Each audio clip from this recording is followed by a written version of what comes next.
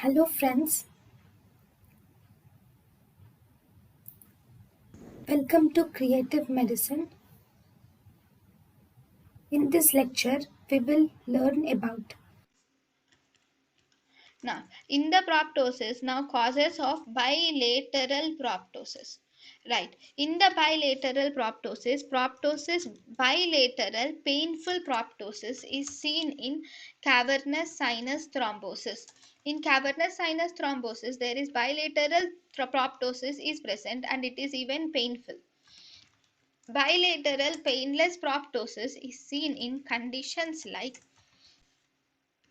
bilateral painless proptosis is seen in Graves' disease, pseudotumor cerebri.